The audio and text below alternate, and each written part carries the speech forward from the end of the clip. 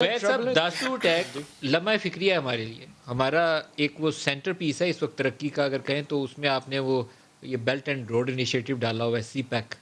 उसके अगर किसी एक मंसूबे को चाइनीज़ इंजीनियर्स को, चाइनीज़ सिटिज़न्स को यहाँ पर अटैक किया जाता है तो सीधा-सीधा पाकिस्तान को हर्ट करने के लिए वो एक कॉन्स्पिरेसी है बहुत बड़ी। दासू टैग पे आज फॉरेन मिनिस्टर ने बाय नेम आइडेंटिफ़ाई किया रॉ और एनडीएस का कनेक्शन। इसके ऊपर क्या कहेंगे? देखिए, मैं वो आपकी वहाँ से बात लेके चलूँगा कि कंट्री में पॉलिटिकल एक सब जो स्टेक होल्डर्स हैं उनको साथ आना, और मैं उसकी एग्जांपल एक देता हूँ।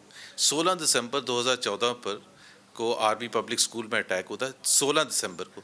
24 दिसंबर को all parties conference prime minister house में हुई थी, within 8 days with the entire political and military leadership in presence, और रात तक 20 point national action plan agree हो चुका था, बिकॉज सेंस ऑफ अर्जेंसी थी। अगर अभी भी सेंस ऑफ अर्जेंसी नहीं है और इस किस्म के इनिशिएटिव अगर हमने कुछ लेने, हम पता है क्या करते हैं, हम एनालिसिस करते हैं कि जी पाकिस्तान अफोर्ड कर सकता है, पाकिस्तान चाहता है कि वहाँ नेगोशिएटेड सेटलमेंट हो, एक ऐसी हुकूमत बने। भाई ये तो पाकिस्तान, ये तो this is given, but that's not happening. तो एक तो ये है कि ये दासू का आपने जिस तरह से जिक्र किया, तो प्रोटेक्ट करना हमारा काम है। अगर वो फेलियर है तो वो हमारा फेलियर है। सिर्फ उंगली उठा के बता देना कि जी उसने किया था, वो तो हमें पता है, हमारे नॉन एनिमीज तो हमें पता है, उनके साथ कैसे हम इम्प्रूव कर सकते हैं रिलेशनशिप। वो भी एक वक्त है कि हम क्या रहे हैं कि हमने सबको अपना दुश्मन बनाना है और फिर बड़े आसानी से उंगली उठा के और बाहर निकल के अपने ऑफिस में चले जाएं ये बता के कि जी ये रॉ ने करवाया है। And then what do we do? दूसरी बात ये है कि इस वक्त हमें फेवरेट्स, हम बार बार ये कहते हैं, the prime minister has said कि हमारा कोई फेवरेट नहीं है। अब दो ही वहाँ स्टेक होल्डर्स हैं, एक तालिबान है, एक अफगान नेशनल गवर्नमेंट है। क्लियरली पाकिस्तान का फेवरेट इस तालिबान बाय इट्स एक्शंस। कहने से नहीं वो नहीं होता कि जी आपने एक स्टेटमेंट दे दी। आज आप इंटरव्यू वो तालिबान के स्पोक्समैन का चल रहा था एक चैनल पर, जो कि कहाँ से लाइन लेता है वो भी सबको पता है। शेख रशीद इंटरव्यूज़ देते हैं जिसमें वो अफगान हुकूमत को निशाना बनाते, तनकीद का तमाम लोग अफगान हुकूमत को निशाना बना रहे हैं, which is clearly supporting the Taliban narrative।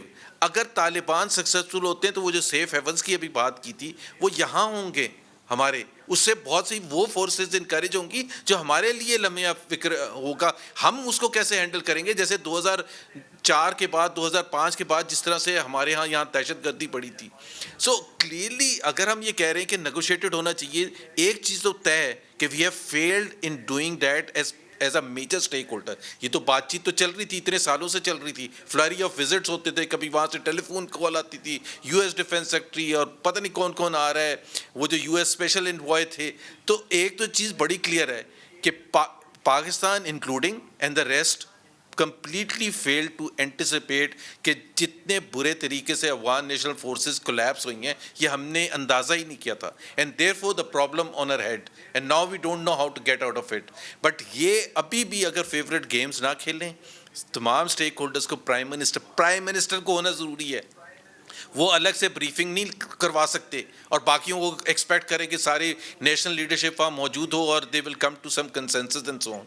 तो ये सारे स्टेप्स उठाने, कुछ सेंस ऑफ अर्जेंसी तो नजर आए ना। सिर्फ इंटरव्यू देना और एनालिसिस करके ये बता देना कि सारे हमारे अगेंस्ट है, दैट्स नो सोल्यूशन।